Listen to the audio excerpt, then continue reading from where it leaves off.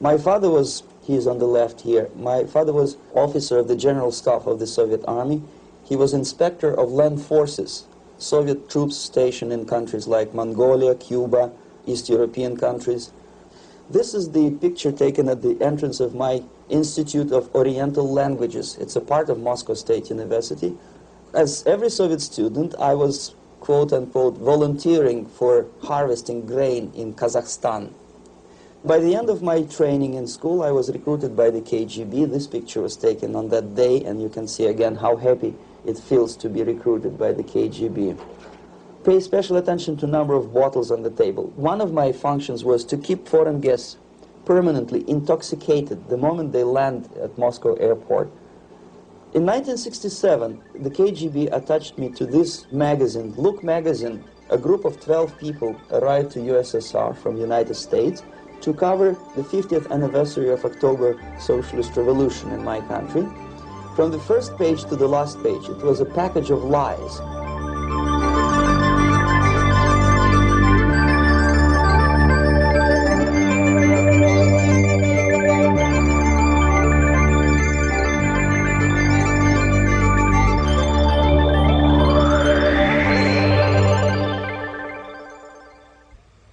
Our conversation is with Mr. Yuri Alexandrovich Bezmenov. Mr. Bezmenov was born in 1939 in a suburb of Moscow. He was the son of a high-ranking Soviet Army officer. He was educated in the elite schools inside the Soviet Union and became an expert in Indian culture and Indian languages. He had an outstanding career with Novosti, which was the, and still is, I should say, the press arm or the press agency of the Soviet Union. It turns out that this is also a front for the KGB. One of his interesting assignments was to brainwash foreign diplomats when they visited Moscow. And he'll tell us a little bit about how they did this and how they planted information which eventually wound up in the press of the free world. He escaped to the West in 1970 after becoming totally disgusted with the Soviet system, and he did this at great risk to his life. He certainly is one of the world's outstanding experts on the subject of Soviet propaganda and disinformation and active measures. Mr. Bezmenov, I'd like to begin by having you tell us a little bit about some of your childhood memories. Well, the most vivid memory of my childhood was Second World War, or to be more precise, the end of the Second World War, when all of a sudden United States, from a friendly nation, which helped us to defeat Nazism, turned overnight into a deadly enemy. And it was very shocking because all newspapers were trying to present an image of belligerent, aggressive American imperialism. Most of the things that we were taught is that United States is aggressive power, which is just about to invade our beautiful, free, socialist country, that American CIA is dropping Colorado beetles on our beautiful potato fields to eliminate our crops, and each schoolboy had a picture of Colorado bug on the back page of his notebook, and we were instructed to go into collective fields to search for those little Colorado bugs. Of course we couldn't find any, neither we could find many potatoes, and that was explained again by the encroachments of the decadent imperialist power. The anti-American paranoia, hysteria in the Soviet propaganda was to such of such a higher degree that many less skeptical people or less stubborn would really believe that United States is just about to invade our beautiful motherland, and some secretly hope that it will come true. That's interesting. Yes. Well, getting back to life inside the Soviet Union or inside communist countries in general, in this country, at the university level primarily, we read and hear that the Soviet system is different from ours, but not that different, and that there is a convergence developing between all of the systems of the world, and that really doesn't make an awful lot of difference what system you live under, because you have corruption and dishonesty and tyranny and all that sort of thing. From your personal experience, what is the difference between life under communism and life in the United States? Well, life is obviously very much different for simple reason that the Soviet Union is a state capitalist economically. It's a state capitalism where an individual has absolutely no rights, no value. His life is nothing. It's just like an insect. He is disposable. Whereby in the United States, even the worst criminal is treated as a human being. He has a fair trial, and some of them capitalize on their crimes. They publish their memoirs in their prisons and get handsomely paid by your crazy publishers. The differences, of course, in the daily life are very various, depending on whom we are talking about.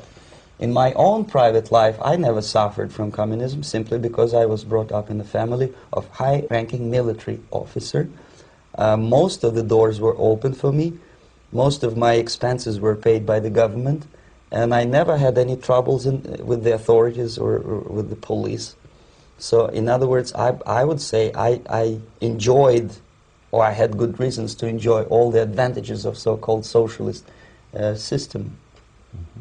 My main motivations to defect had nothing to do with affluence. It was mainly moral indignation, moral protest, rebellion against the inhuman methods of the Soviet system. Well, specifically, what did you object to? I objected, first of all, against oppression of my own dissidents and intellectuals. And that was the most disgusting thing that I witnessed as a young man, young student, who was brought up a very troublesome period in our history, from Stalin to Khrushchev, from total tyranny and oppression to some kind of liberalization. Second, when I started working for the Soviet embassy in India, to my horror, I discovered that we are millions times more oppressive than any colonial or imperialist power in the history of mankind. That my country brings to India not freedom, progress, and friendship between the nations, but racism, exploitation, and slavery, and of course economical inefficiency to this country. Since I fell in love with India, I developed something which by KGB standards is extremely dangerous thing. It's called split loyalty, when an agent likes a country of assignment more than his own country. I literally fell in love with this beautiful country, a country of great contrasts, but also great humility, great tolerance, and philosophical and intellectual freedoms. My ancestors used to live in caves and eat raw meat when India was a highly civilized nation 6,000 years ago. So obviously the choice was not to the advantage of my own nation. I decided to defect and to entirely dissociate myself from that brutal regime. Mr. Bezmenov, we've read a lot about the concentration camps and the slave labor camps under the Stalin regime. Now the general impression in America is that those things are part of the past. Are they still going on today, or what is the status? Yes. There is no qualitative change in the Soviet concentration camp system. There are changes in numbers of prisoners. Again, this is unreliable Soviet statistics. We don't know how many political prisoners are there in the Soviet concentration camps. But we sure know from various sources that at each particular time there are close to 25 to 30 million of Soviet citizens who are virtually kept as slaves in forced labor camp system. The size of the population of a country like Canada is serving terms as prisoners.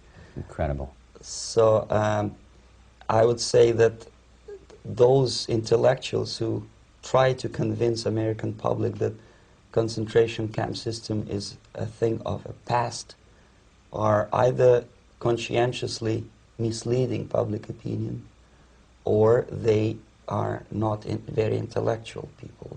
They're selectively blind. They lack intellectual honesty when they say that. Well, we've spoken about the intellectuals in this country and also the intellectuals in the Soviet Union. What about down at the broad mass level? Do the people in general, the working people, the workers in general in the Soviet Union, do they support the system? Do they tolerate it? What is their attitude? Well, average Soviet citizen, if there is such an animal, of course, does not like the system because it hurts, it kills. He may not understand the reasons, he may not have enough information or educational background to understand. But I doubt very much there are many people who are conscientiously supporting the Soviet system. There are not such people in USSR. Even those who have all the reasons to enjoy socialism, people like myself, who were a member of journalistic elite, they also hate the system for different reasons, though. Not because they lack material affluence, but because they are unfree to think, they're in constant fear, duplicity, split personality. And this is the greatest tragedy for my nation. Well, what do you think are the chances of the people actually overcoming their system or replacing it? There is a great possibility that system will sooner or later be destroyed from within. There is a self-destructive mechanism built into any socialist or communist or fascist system, because there is lack of feedback, because the system does not rely upon loyalty of population. But until this Soviet junta is being supported by the Western so-called imperialists, that is, multinational companies, establishments, governments, and let's face it, intellectuals, so-called academia in the United States is famous for supporting the Soviet system. As long as the Soviet junta will keep on receiving credits, money, technology, grain deals, and political recognition from all these traitors of democracy or freedom, there is no hope, there is not much hope for changes in my country, and the system will not collapse by itself simply because it's being nourished by so-called American imperialism. This is the greatest paradox in history of mankind, when capitalist world supports and actively nourishes its own destroyer, destructor. I think you're trying to tell us something. Oh, in yes. This country. I'm trying to tell you that it has to be stopped unless you want to end up in Gulag system and enjoy all the advantages of socialist equality. Working for free, catching fleas on your body, sleeping on the planks of plywood in Alaska this time, I guess. That's where Americans will belong, unless they will wake up, of course, and force their government to stop aiding Soviet fascism. Well, you told us a moment ago why you left the system. I'd like to hear the details of how you did it. It must have been a very dangerous thing. It was not so dangerous, it was crazy. First of all, because defecting in India is virtually impossible, thanks to very strong pressure from the Soviet government. Excuse me, you were in India on assignment at that time. Yes, I was working for the Soviet embassy in New Delhi as a press officer. And defecting for a Soviet diplomat is next to impossible. It's a suicide, as I said, because a great friend Indira Gandhi pushed a law through parliament which says, and I quote, "No defector from any country has a right of political asylum in any embassy on the territory of Indian Republic," which is a masterpiece of hypocrisy. No other defector but a Soviet one needs a political asylum.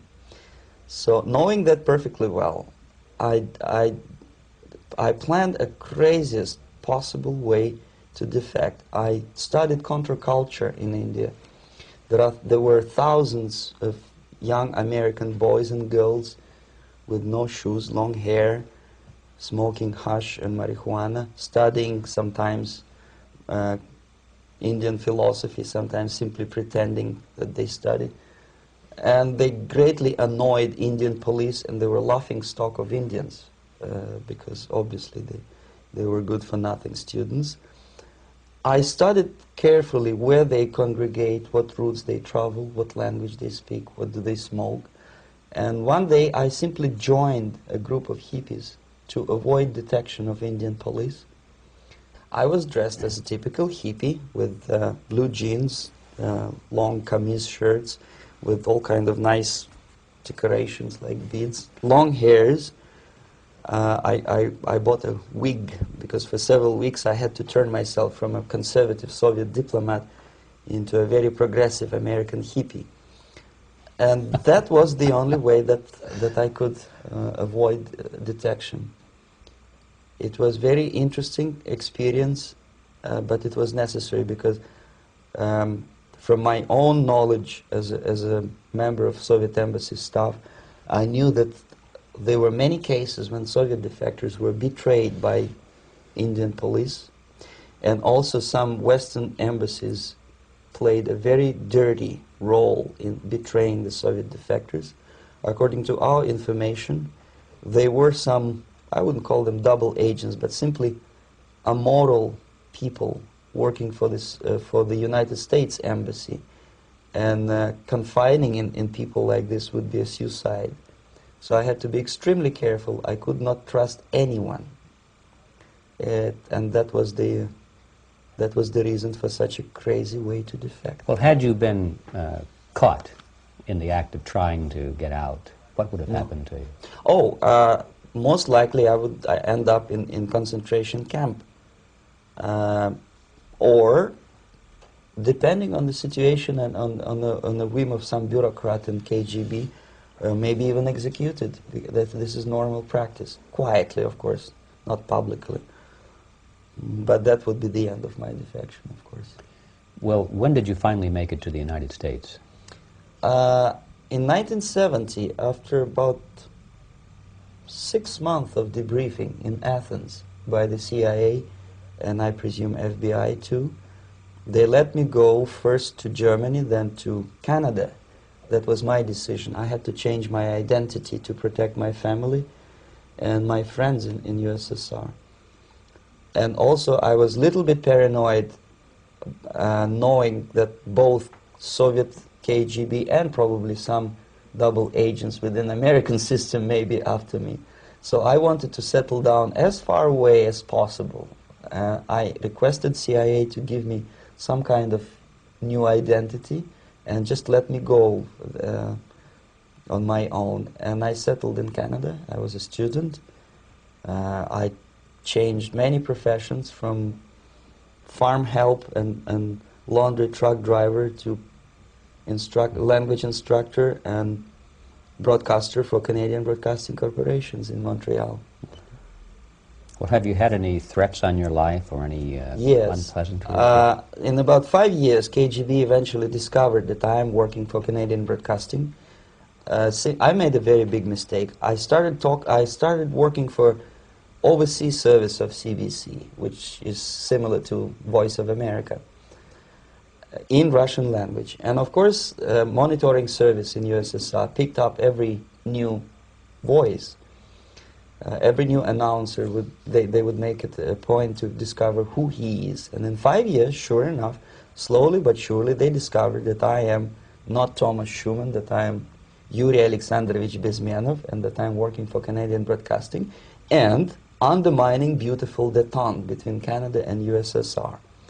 And the Soviet ambassador Alexander Yakovlev made it his personal effort to discredit me. He complained to Pierre Trudeau, who is known to be a little bit soft on socialism.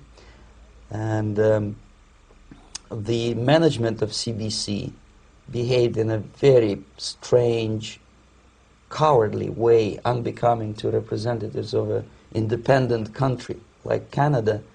They listened to every suggestion that Soviet ambassador gave, and they started shameful investigation, analyzing content of my broadcasts to USSR. And sure enough, they discovered that some of my statements were probably would be offending to the Soviet Politburo. So I had to leave my job. And of course, subtle intimidations. They would say something like, please cross the street carefully because, you know, traffic is very heavy in Quebec.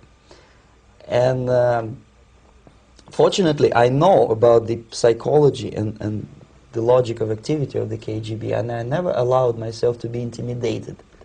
This is the worst thing. This is what they expect a person, a defector, to be intimidated.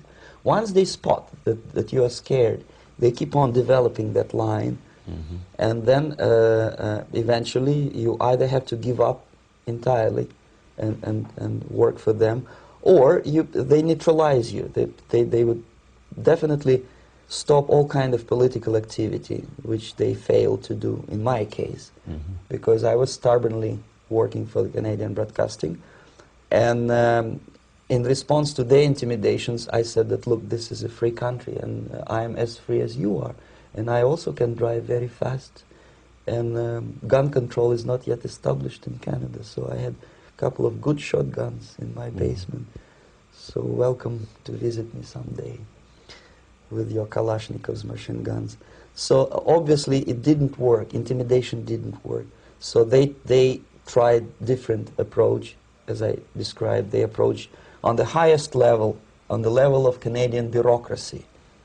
And at that level they were successful. On that level they were successful. On individual level they failed flat. Mr. Bezmenov has brought a series of slides with him that he has taken from the Soviet Union, and I think this is a good time to take a look at the slides. Yes. Now, the viewers will be able to see these slides as we talk about them. Yes, this is a collection of slides which are, some of them are snapshots from my family album, some of them are documents which I smuggled from the Soviet embassy, and some are reproductions from local mass media. I usually show them to establish my credibility as a defector. This is a picture of my native town, Mytishi, about 20 miles north from Moscow. Characteristically, there is a statue of Comrade Lenin in the central square. This is myself at the age of 7. Again, characteristically, under the statue of Comrade Stalin, extending his friendly hand to peoples of the world. At that age, of course, I was still idealistically minded young communist, and I still believe that sooner or later things will go for better. But I realized that the system stinks, that something is fishy, and that ideology is fake. And the propaganda about advanced Soviet agriculture simply didn't meet the criteria of reality. If they talk about abundance of food and there is none in the stores, there must be something wrong. My father was, he is on the left here, my father was officer of the General Staff of the Soviet Army. He was inspector of land forces, Soviet troops stationed in countries like Mongolia, Cuba, East European countries. Were he alive today, most likely he would be inspecting Soviet troops in Nicaragua, Angola, and many other parts of the world. Fortunately, he died and he didn't see the disgrace, because deep inside he was a Russian patriot. He didn't like the idea of expanding Soviet military might, especially in the areas where we were not welcomed at all. Unlike many other military officers, he was reporting directly to the Minister of Defense, bypassing KGB and diplomatic service. In other words, he was a trusted military professional. And my impression that this type of people are much less hawkish and adventuristic than party bureaucrats in Kremlin.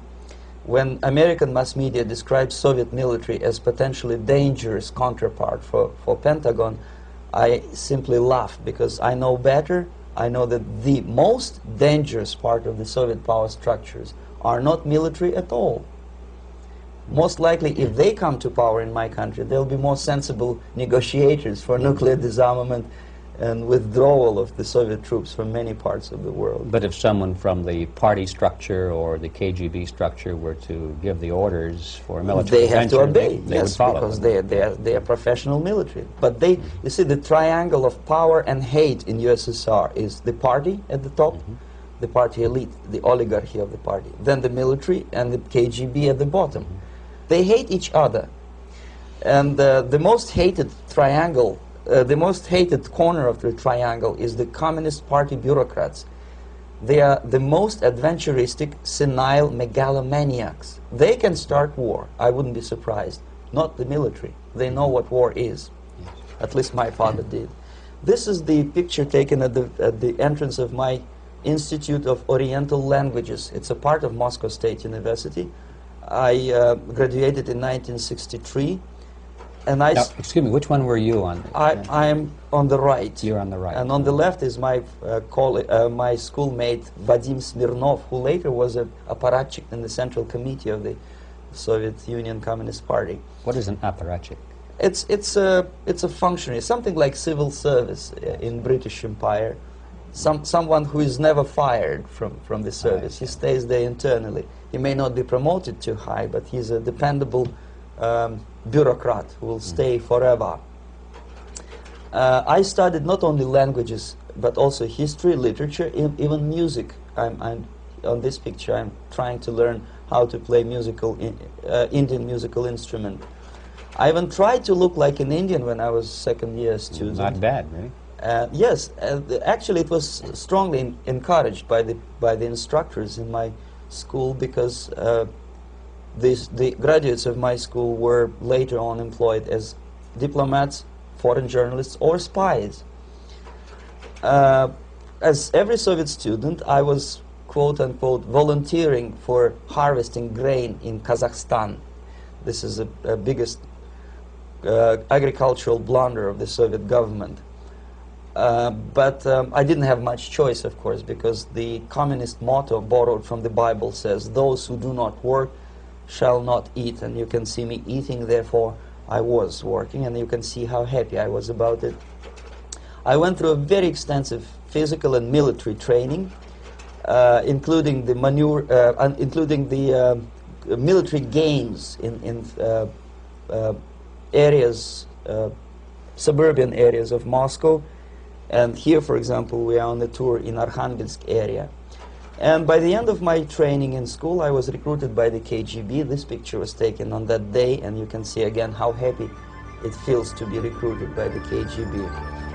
Our conversation with Yuri Alexandrovich Bezmenov, who is a defector from the Soviet Union, a former propaganda agent for Novosti and the KGB, will continue after this message.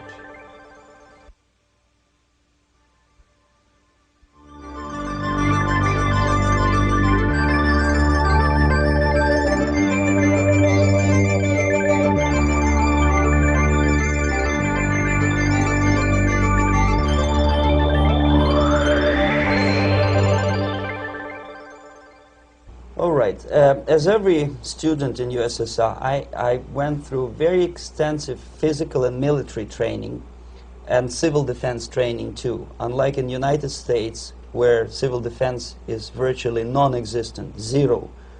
In USSR, every student, whatever his major subject, has to go through very extensive 4-year military and civil defense training. You can see me here with a group of students during one of the war games near Moscow. The main idea, of course, is to prepare a huge reserve army of the USSR. Each student has to graduate as a junior lieutenant. In my case, it was administrative and military intelligence service. My first assignment was to India as a translator with the Soviet Economical Aid Group, building refinery complexes in Bihar state and Gujarat state.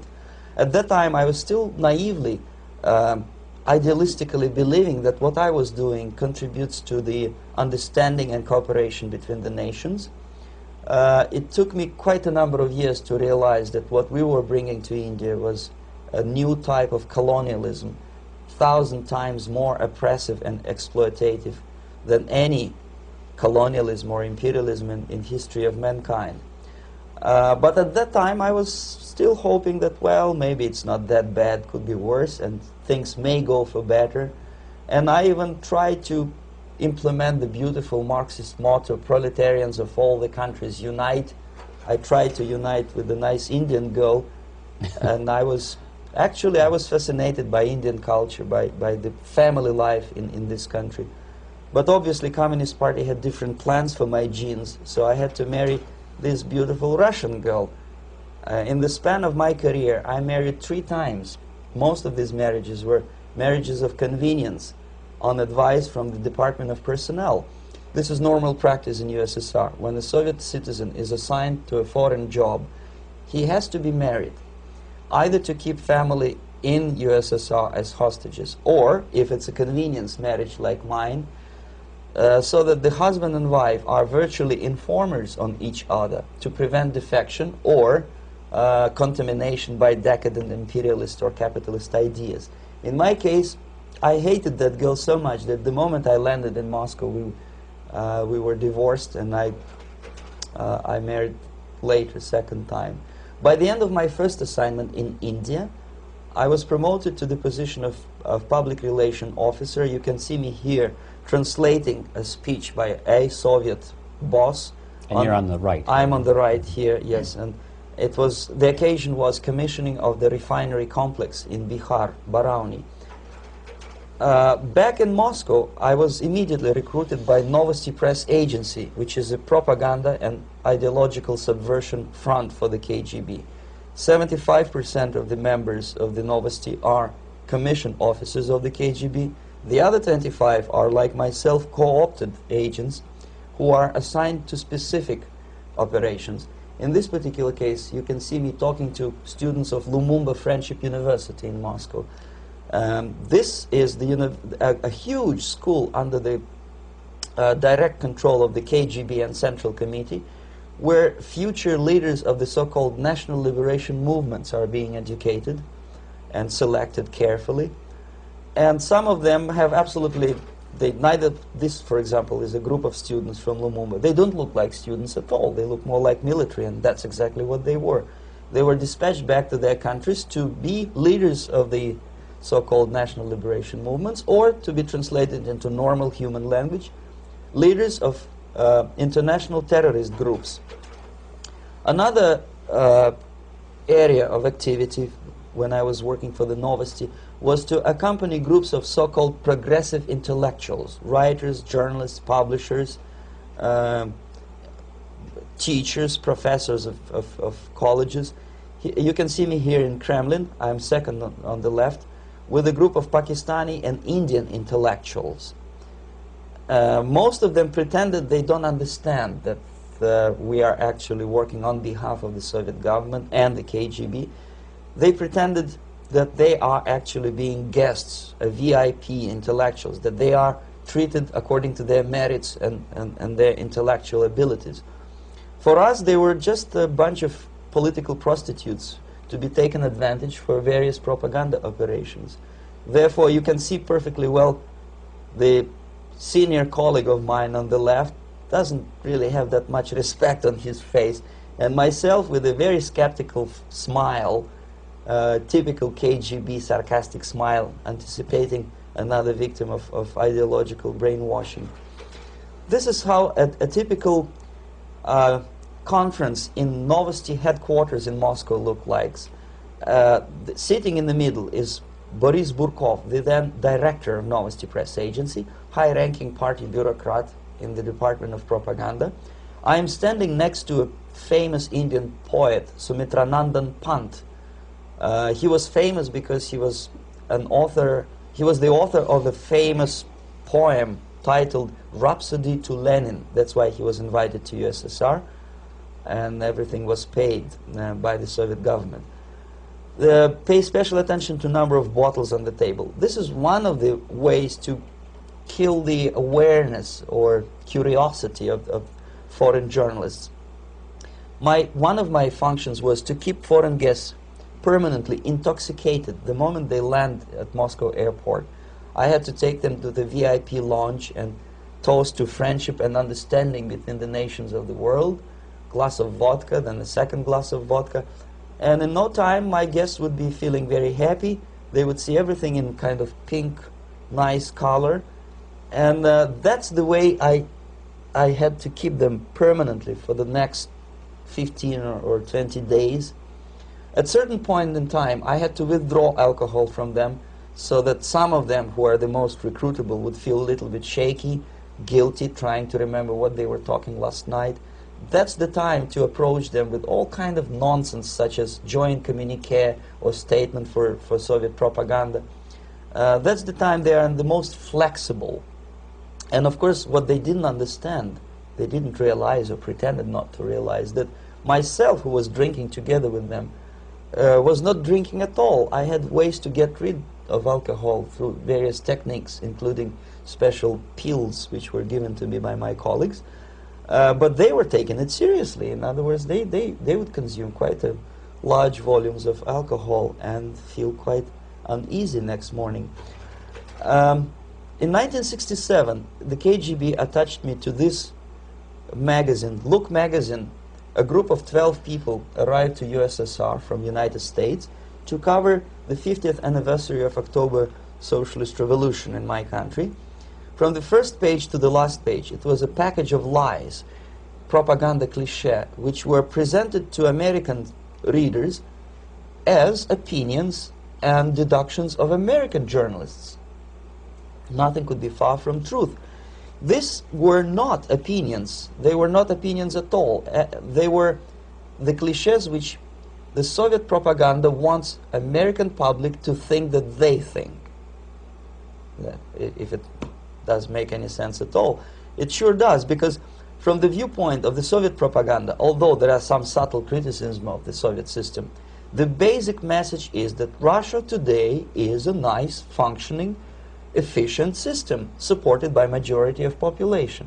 That's the biggest lie. And of course, American intellectuals and journalists from Look magazine elaborated on that untruth in various different ways. They intellectualized that lie. They found all kinds of justifications for telling lies to American public.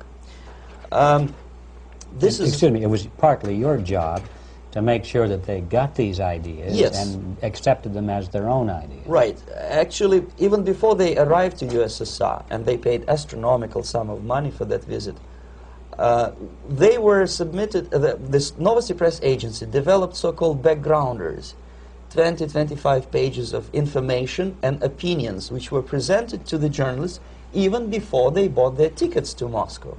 They had to analyze the situation, and judging on their reaction to that backgrounder, the local Novosti representative or local Soviet diplomat in Washington, D.C. would assess whether they be given visa to USSR or not. So but they were selected ahead of time. Oh yes, they were pre-selected very carefully, and there is not much chance for honest journalists to arrive to USSR and to stay there for 1 year and to bring this package of lies back home. This, for example, is a centerfold of the Look magazine.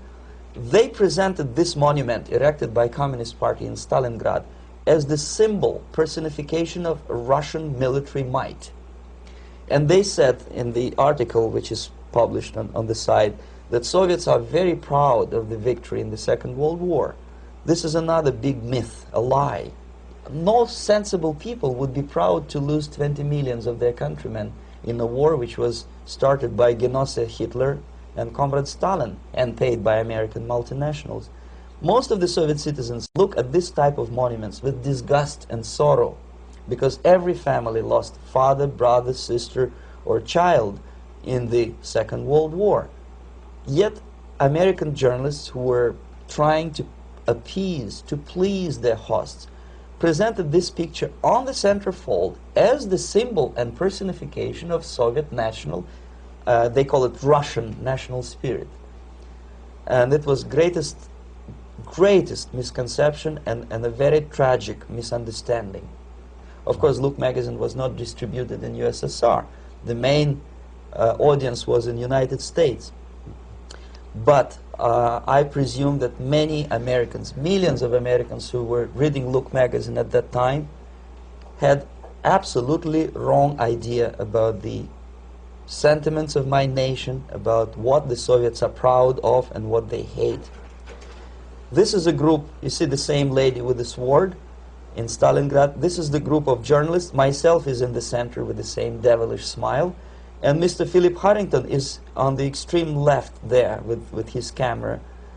This is the gentleman which was so deaf or so uninterested in what I had to say to him.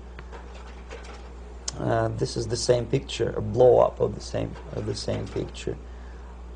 Many guests from various countries, in this particular case from Asia and Africa, were taken by me as a Novosti Press Agency employee for a tour across Siberia, for example. We would show them typical kindergarten, you see, nothing special by American standards, just nice children sitting, eating their breakfast or lunch. What they could not understand, or they pretended not to understand, that this is an exemplary kindergarten. This is not the kindergarten for average person or average family in USSR. And we maintain that illusion in their minds. You can see myself under the red spot in the middle there, with the same business-like expression. I'm doing my job. That's what I'm assigned to do, and that's what I was paid to do. But deep inside, I still hope that at least some of these useful idiots would understand that what they are looking at has nothing to do with the level of affluence in my nation. This is a better picture which reflects the true spirit of the Soviet childhood. This picture was printed in a Canadian government publication by mistake. In the middle, you can see children playing on a small courtyard, and the caption goes, "This is a typical kindergarten in Siberia." What these idiots didn't understand, that it is not kindergarten at all. It is a prison for children of political prisoners. But there was not a single mentioning that what they were visiting actually was an area of concentration camps. And the job of people like myself to help them to not to notice that they are actually talking to prisoners. Most of the children were dressed, especially on the occasion of the foreigners' visit. Of course, there were no corpses on the ground. There were no machine gun guards. And well, it looks not very pleasant, as you see. It looks dull, but obviously it does not create an impression that this is actually a prison. Well, did any of the journalists have the curiosity to ask about prisons and that kind of thing? Yes. They were in Siberia. This Yes. is what you associate. Yes, some of them asked questions, and naturally we would give them, for the stupid question, we give them stupid answer. No, there are no prisons in Siberia. No, most of the people who you see are free citizens of USSR. They are very happy to be here, and they are contributing to the glory of the socialist system. Some of them pretended that they believe what I was telling them, and most of them, we may discuss it later, what are the motivations of these people? Why would they stubbornly bring lies to their own population through their own mass media? I have various answers to this. There is not a single explanation. It's a complex of explanations. It's fear, pure biological fear. They understand that they are on the territory of an enemy state, a police state. And just to save their rotten skins and their miserable jobs, their affluence back home, they would prefer to tell a lie than to ask truthful questions and report truthful information. Second, most of these schmucks were afraid to lose their jobs, because obviously if you tell truth about my country, you will not last long as a correspondent of New York Times or Los Angeles Times. They will fire you.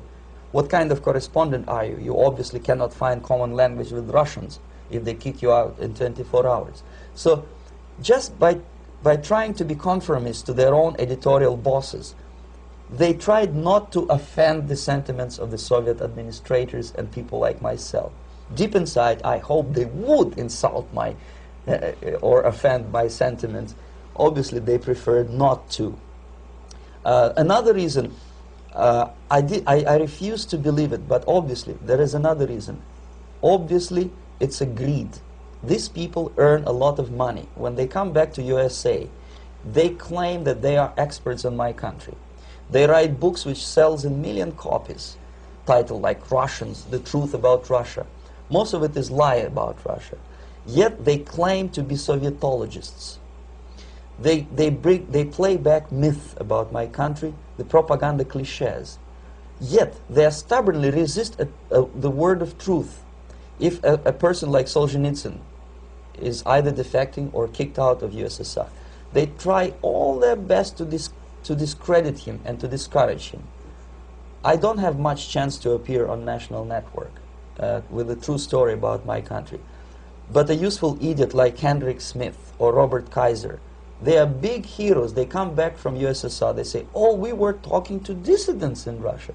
Big deal. Soviet dissidents are chasing American correspondents in the streets, and they are cowardly escaping from these contacts. For some strange reason, if you want to know more about Spain, you refer to Spanish writers. If you want to learn more about French, you read French writers.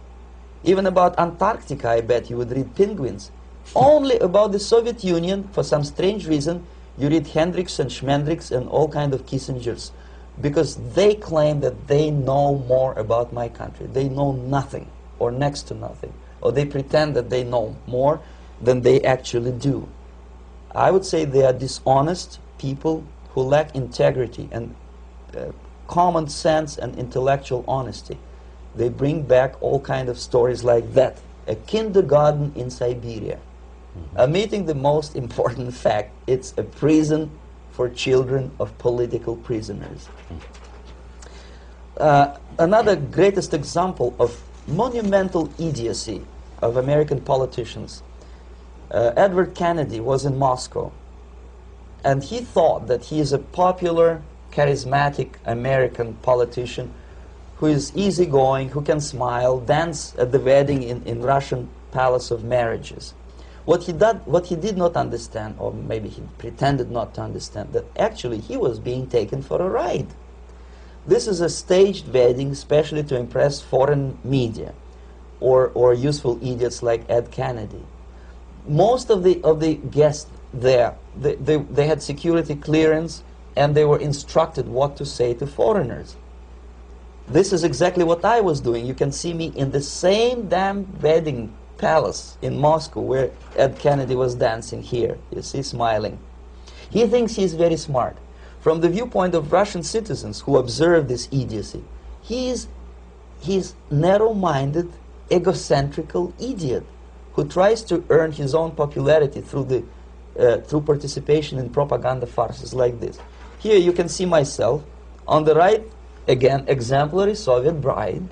On the left, 3 journalists from various countries, Asia, Africa, and Latin America. Obviously, they enjoying the situation. They will go back home and write the reports. We were present on a regular Soviet wedding. They were not present on a regular Soviet wedding. They were present, they were parts of a farce, of a circus performance. Another thing which I had to, sometimes risking my life, to explain to foreigners. Time magazine, for example, is very critical of South African racist regime. The whole article was dedicated to the shameful internal passport system where blacks are not allowing to live with whites. For some strange reason, for the last 14 years since my defection, nobody wanted to pay attention to my passport. This is my passport. It also shows my nationality, and it has a police rubber stamp, which is called propiska in Russian language, which assigns me to a certain area of residence. I cannot leave that area, same way as this black man cannot leave the area in South Africa. Yet we call South African government racist regime. Not a single Jane Schmonda or Fonda is brave enough, courageous enough to come to media and say, look, this is what happens in USSR. I send a copy of my passport to many American liberals and civil rights defenders and all the other useful idiots. They never bothered to answer me back. This shows what kind of integrity, what kind of honesty these people are. They are a bunch of hypocrites because they don't want to recognize a good example of racism in my country. This is the first stage of befriending a professor. You can see myself on the left with the same James Bond smile. On the right is my KGB supervisor, Comrade Leonid Mitrokhin, and in the middle a professor of political science in Delhi University. The next stage would be to invite him to a gathering of Indo-Soviet Friendship Society. There he is sitting next to his wife before he is being sent to USSR for a free trip. Everything is paid by the Soviet government. He was made to believe that he is invited to USSR because he is a talented, sober-thinking intellectual. Absolutely false. He is invited because he is a useful idiot, because he would agree and subscribe to most of the Soviet propaganda cliché. And when he is coming back to his own country, he is going for years and years to teach the beauties of Soviet socialism to newer and newer generations of his students, thus promoting the Soviet propaganda line. the KGB was even curious about this gentleman. It may look innocent. Maharishi Mahesh Yogi, a great spiritual leader, or maybe a great charlatan and crook, depending on from which side you're looking at him. Beatles were trained at his ashram in Hardwar in India how to meditate. Mia Farrow and other useful idiots from Hollywood visited his school, and they returned back to United States absolutely zonked out of their minds with marijuana, hashish, and crazy ideas of meditation. To meditate, in other words, to isolate oneself from the current social and political issues of your own country. To get into your own bubble, to forget about troubles of the world. Obviously, KGB was very fascinated with such a beautiful school, such a brainwashing center for stupid Americans. I was dispatched by the KGB to check what kind of VIP Americans attend this school. That's you on the left. Yes, I'm on the left. I was trying to get enrolled in that school. Unfortunately, the Maharishi Mahesh Yogi asked too much. He wanted $500 American for enrollment. But my function was not actually to get enrolled in the school. My function was to discover what kind of people from United States attend this school. And we discovered that, yes, there are some influential members of family, public opinion makers of United States, who come back with the crazy stories about Indian philosophy. Indians themselves look upon them as idiots, useful idiots. To say nothing about KGB, who looked at them as extremely naive, misguided people. Obviously, a VIP, say a wife of a congressman, or a prominent Hollywood personality, after being trained in that school, is much more instrumental in the hands of manipulators of public opinion and KGB than a normal person who understands, who looks through this type of fake religious training. Why would they be more susceptible to manipulation? I just mentioned that because, you see, a person who is too much involved in introspective meditation. You see, if you carefully look what Maharishi Mahesh Yogi is teaching to Americans, is that most of the problems, most of the burning issues of today can be solved simply by meditating. Don't rock the boat. Don't get involved. Just sit down, look at your navel, and meditate. And the things, due to some strange logic, due to cosmic vibration, will settle down by themselves. This is exactly what the KGB and Marxist-Leninist propaganda wants from Americans, to distract their opinion, attention, and mental energy from real issues of United States into a non-issues, into a non-world, non-existent harmony. Obviously, it's more beneficial for the Soviet aggressors to have a bunch of duped Americans than Americans who are self-conscious, healthy, physically fit, and alert to the reality. Maharishi Mahesh Yogi obviously is not on the payroll of the KGB. But whether he knows it or not, he contributes greatly to demoralization of American society. And he's not the only one. There are hundreds of those gurus who come to your country to capitalize on naivete and stupidity of Americans. It's a fashion. It's a fashion to meditate. It's a fashion not to be involved. So obviously, you can see that if KGB were that curious, if they paid my trip to Hardwar, if they assigned me to that strange job, obviously they were very much fascinated. They were convinced that that type of brainwashing is very efficient and instrumental in demoralization of the United States. Our conversation with Yuri Alexandrovich Bezmenov, who is a defector from the Soviet Union, a former propaganda agent for Novosti and the KGB, will continue after this message.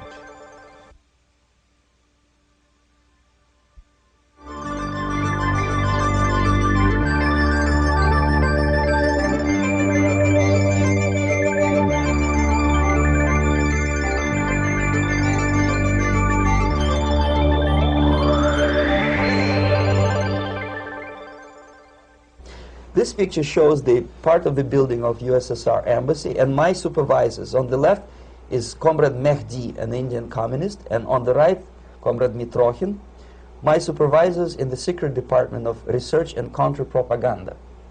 It has nothing to do with either research or counter-propaganda. Most of the activity of that department was to compile huge volume of information on individuals who were instrumental in creating public opinion. Publishers, editors, journalists, actors, educationalists, professors of political science, members of parliament, representatives of business circles. Most of these people were divided roughly in two groups. Those who would toe the Soviet foreign policy, they would be promoted to the positions of power through media and public opinion manipulation. Those who refused the Soviet influence in their own country would be character assassinated or executed physically come revolution. Same way as in the small town of Hue in South Vietnam, several thousands of Vietnamese were executed in one night when the city was captured by Viet Cong for only 2 days. And American CIA could never figure out how could possibly communists know each individual, where he lives, where to get him, and would be arrested in one night, basically in some 4 hours before dawn, put on a van, taken out of the city limits and shot. The answer is very simple. Long before communists occupied the city, there was extensive network of informers, local Vietnamese citizens, who knew absolutely everything about people who are instrumental in public opinion, including barbers and taxi drivers. Everyone who was sympathetic to the United States was executed. Same thing was done under the guidance of the Soviet embassy in Hanoi, and same thing I was doing in New Delhi. To my horror, I discovered that in the files where people were doomed to execution, there were names of pro-Soviet journalists with whom I was personally friendly. Pro-Soviet? Yes. They were idealistically minded leftists who made several visits to USSR, and yet the KGB decided that come revolution or drastic changes in political structure of India, they will have to go. Why is that? Because they know too much. Simply because, you see, the useful idiots, the leftists who are idealistically believing in the beauty of Soviet socialist or communist or whatever system, when they get disillusioned, they become the worst enemies. That's why my KGB instructors specifically made a point, never bother with leftists. Forget about these political prostitutes. Aim higher. This was my instruction. Try to get into large circulation, established conservative media. Rich, filthy rich movie makers, intellectuals, so-called academic circles. Cynical, egocentric people who can look into your eyes with angelic expression and tell you a lie. These are the most recruitable people, people who lack moral principles, who are either too greedy or too suffer from self-importance. They feel that they matter a lot. These are the people who KGB wanted very much to recruit. But to eliminate the others, to execute the others, don't they serve some purpose? Wouldn't they be the ones we rely on? They serve purpose only at the stage of destabilization of a nation. For example, your leftists in United States, all these professors and all these beautiful civil rights defenders, they are instrumental in the process of the subversion only to destabilize the nation. When their job is completed, they are not needed anymore. They know too much. Some of them, when they get disillusioned, when they see that Marxist-Leninists come to power, obviously they get offended. They think that they will come to power. That will never happen, of course. They will be lined up against the wall and shot. But they may turn into the most bitter enemies of Marxist-Leninists when they come to power. And that's what happened in Nicaragua. You remember most of these former Marxist-Leninists were either put to prison or one of them split, and now he's working against Sandinistas. It happened in Grenada when Maurice Bishop was already a Marxist. He was executed by a new Marxist who was more Marxist than this Marxist. Same happened in Afghanistan when first there was Taraki, he was killed by Amin, then Amin was killed by Babrak Karmal with the help of KGB. Same happened in Bangladesh when Mujibur Rahman, very pro-Soviet leftist, was assassinated by his own Marxist-Leninist military comrades. It's the same pattern everywhere. The moment they serve their purpose, all the useful idiots are either be executed entirely, all the idealistically minded Marxists, or exiled, or put in prisons, like in Cuba. Many former Marxists are in Cuba, in prison. So most of the Indians who were cooperating with the Soviets, especially with our Department of Information of the USSR Embassy, were listed for execution. And when I discovered that fact, of course I was sick. I was mentally and physically sick. I thought that I'm going to explode one day during the briefing at the ambassador's office. I would stand up and say something that we are basically a bunch of murderers. That's what we are. It has nothing to do with friendship and understanding between the nation and blah, blah, blah.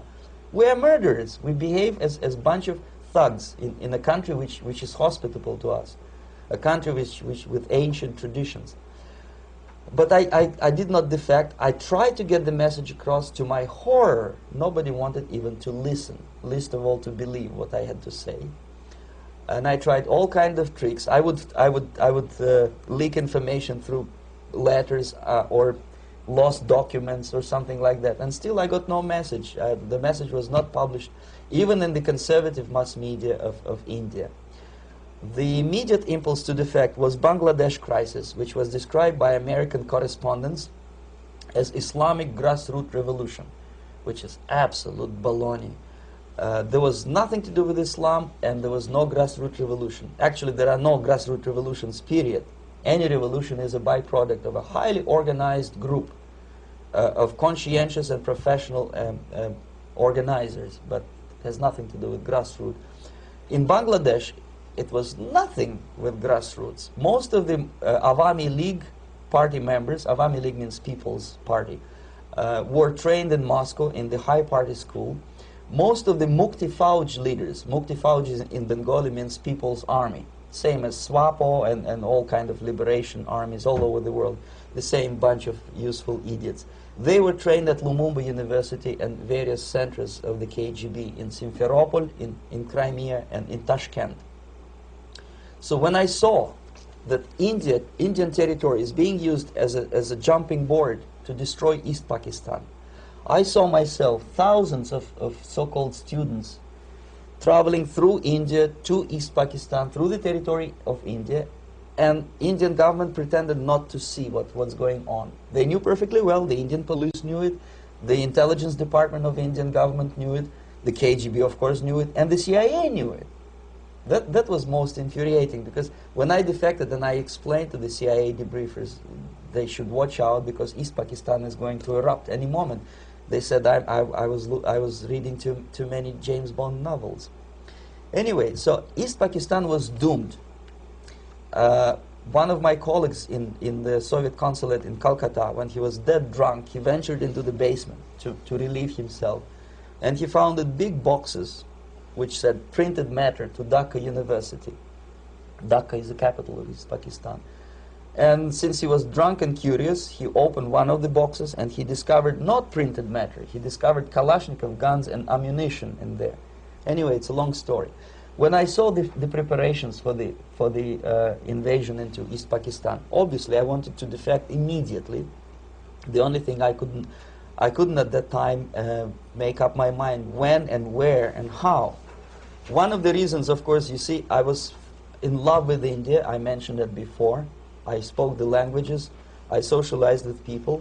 And I understood that I had to act fast unless I want this beautiful country to be permanently and irreparably damaged by our presence. One of the reasons not to defect was, as you can see, I was living in relative affluence. Who the hell in a normal mind would defect and do what? To be abused by your media, to be called McCarthyist and fascist and paranoid, or to drive a taxi in New York City? What for? What the hell for should I defect? To be abused by Americans, to be insulted in exchange for my effort to bring the truthful information about impending danger of subversion. As you can see, I was living in quite a comfortable conditions next to swimming pool, where Indians were not allowed, by the way.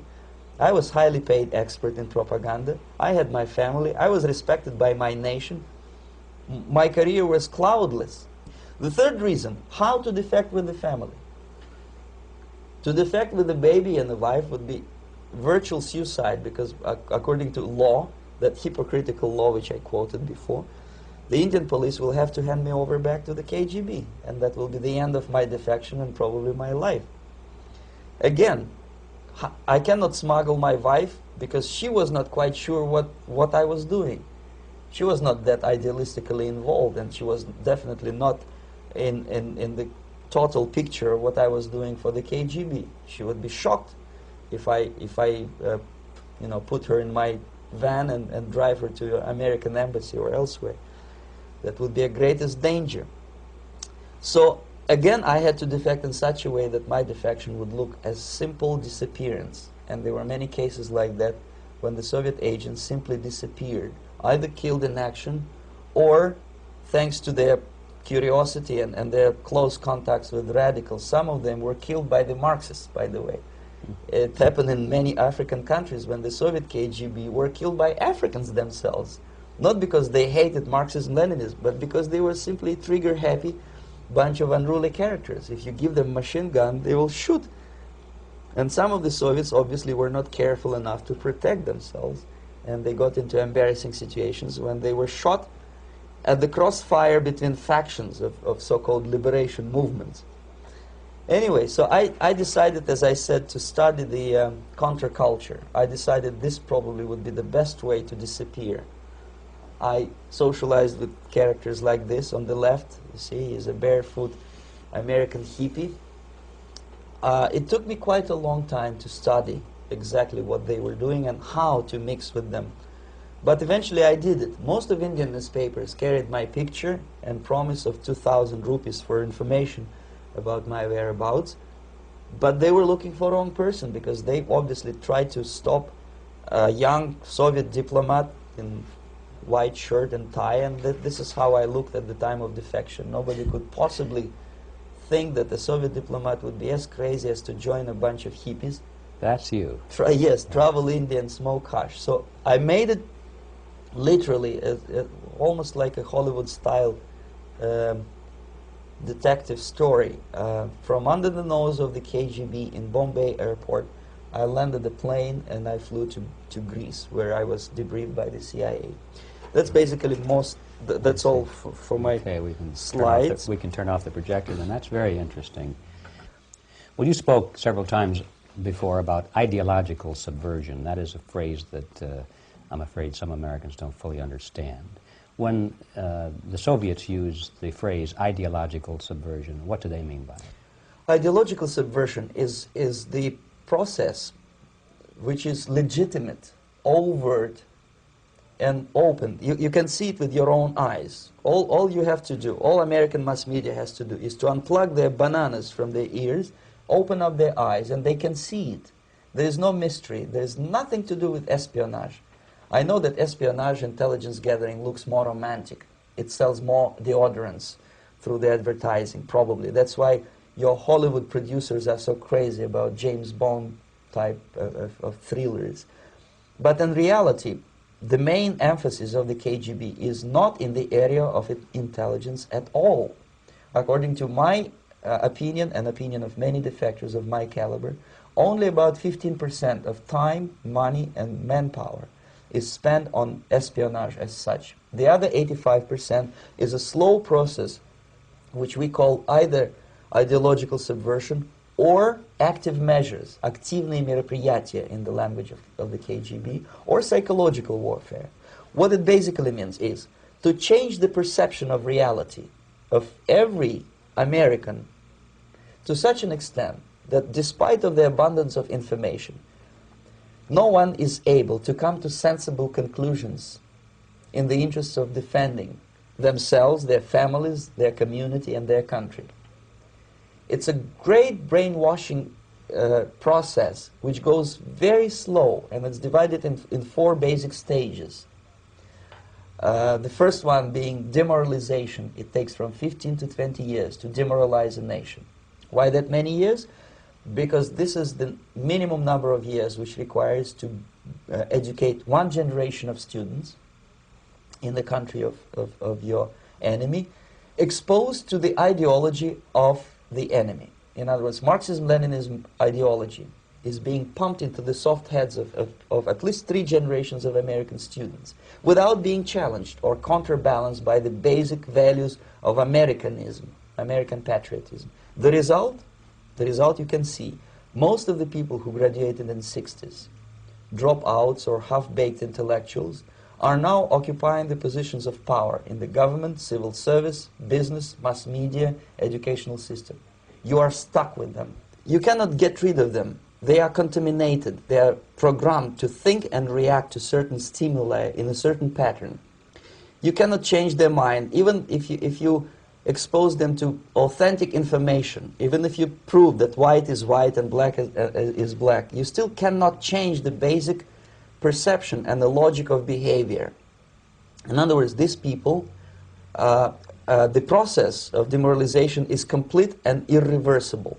To get rid society of these people, you need another 20 or 15 years to educate a new generation of patriotically minded and common sense people who would be acting in favor and in the interests of the United States society. And yet these people who've been programmed and, as you say, in place and Yes. who are favorable to an opening with the Soviet concept, these are the very people who would be marked for extermination in this country? Most of them, yes. Simply because the psychological shock when they will see in future what the beautiful society of equality and social justice means in practice, obviously they will revolt. They will be very unhappy, frustrated people. And the Marxist-Leninist regime does not tolerate these people. Obviously they will join the links of dissenters, dissidents. Yes. Unlike in present United States, there will be no place for dissent in future Marxist-Leninist America. Here you can get popular like Daniel Ellsberg and filthy rich like Jane Fonda for being dissident, for criticizing your Pentagon. In future, these people will be simply squashed like cockroaches. Nobody is going to pay them nothing for their beautiful, noble ideas of equality. This they don't understand, and it will be greatest shock for them, of course. The demoralization process in the United States is basically completed already. For the last 25 years. Actually, it's overfulfilled because demoralization now reaches such areas where previously not even Comrade Andropov and all his experts would even dream of such a tremendous success. Most of it is done by Americans to Americans, thanks to lack of moral standards. As I mentioned before, exposure to true information does not matter anymore. A person who was demoralized is unable to assess true information. The facts tell nothing to him. Even if I shower him with information, with authentic proof, with documents, with pictures, even if I take him by force to the Soviet Union and show him concentration camp, he will refuse to believe it until he is going to receive a kick in his fat bottom. When a military boot crashes his balls, then he will understand, but not before that. That's the tragic of the situation of demoralization. So basically America is stuck with demoralization, and unless, even if you start right now, here, this minute, you start educating new generation of Americans, it will still take you 15 to 20 years to turn the tide of ideological perception of reality back to normalcy and patriotism. The next stage is destabilization. This time, subverter does not care about your ideas and the patterns of your consumption. Whether you eat junk food and get fat and flabby, doesn't matter anymore. This time, and it takes only from 2 to 5 years to destabilize a nation, what matters is essentials: economy, foreign relations, defense systems. And you can see it quite clearly that in some areas, in such sensitive areas as defense and economy, the influence of Marxist-Leninist ideas in the United States is absolutely fantastic. I could never believe it 14 years ago when I landed in this part of the world that the process will go that fast. The next stage, of course, is crisis. It may take only up to 6 weeks to bring a country to the verge of crisis. You can see it in Central America now. And after crisis, with a violent change of power, structure, and economy, you have so-called the period of normalization. It may last indefinitely. Normalization is a cynical expression borrowed from Soviet propaganda. When the Soviet tanks moved into Czechoslovakia in '68, Comrade Brezhnev said, "Now the situation in brotherly Czechoslovakia is normalized." This is what will happen in the United States if you allow all these schmucks to bring the country to crisis, to promise people all kind of goodies and the paradise on earth, to destabilize your economy, to eliminate the principle of free market competition, and to put a big brother government in Washington, D.C., with benevolent dictators like Walter Mondale, who will promise lots of things, never mind whether the promises are fulfillable or not. He will go to Moscow to kiss the bottoms of new generation of Soviet assassins, never mind. He will create false illusions that the situation is under control. Situation is not under control. Situation is disgustingly out of control. Most of the American politicians, media, and educational system trains another generation of people who think they are living at a peacetime.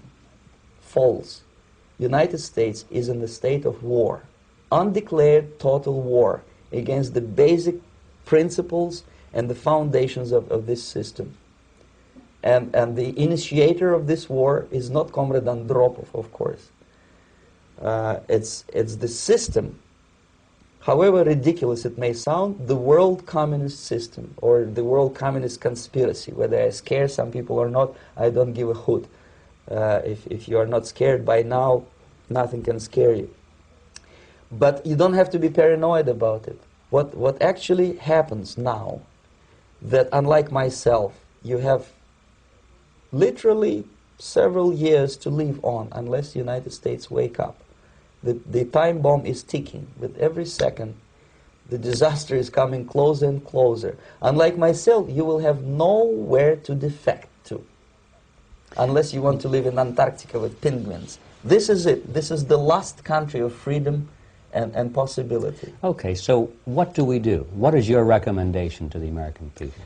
Well, the immediate thing that comes to my mind is, of course, there must be a very strong national effort to educate people in the spirit of real patriotism, number one. Number two, to explain them the real danger of socialist, communist, whatever, welfare state, big brother government. If people will fail to grasp the impending danger of that development, nothing ever can help United States. You may kiss goodbye to your freedom, including freedoms to homosexuals, to prison inmate. All these freedoms will vanish, evaporate in 5 seconds, including your precious lives. The second thing, the moment at least part of the United States population is convinced that the danger is real, they have to force their government. And I'm not talking about sending letters, signing petitions, and all this beautiful, noble activity. I'm talking about forcing United States government to stop aiding communism. Because there is no other problem more burning and urgent than to stop the Soviet military-industrial complex from destroying whatever is left of the free world. And it is very easy to do. No credits, no technology, no money, no political or diplomatic recognition, and of course no such idiocy as grain deals to USSR.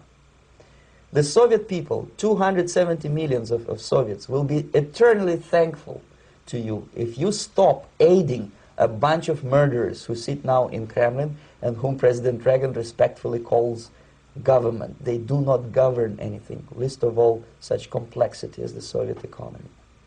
So basic, two very simple, maybe too simplistic answers or solutions, but nevertheless they are the only solutions. Educate yourself, understand what's going on around you. You are not living at the time of peace.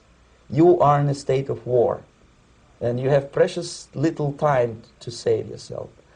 You don't have much time, especially if you are talking about young generation.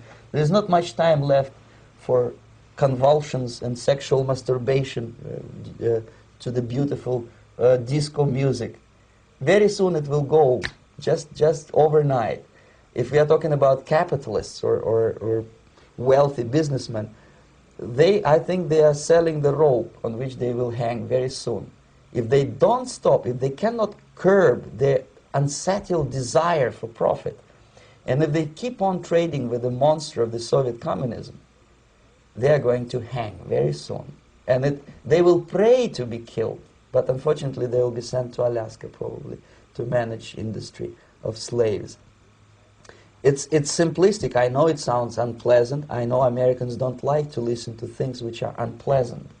But I have defected not to tell you the stories about such idiocy as microfilm, James Bond type espionage. This is garbage. You don't need any espionage anymore. I have come to talk about survival. It's a question of survival of this system.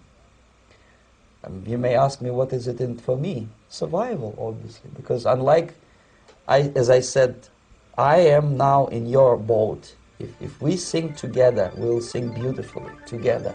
There is no other place on this planet to defect to.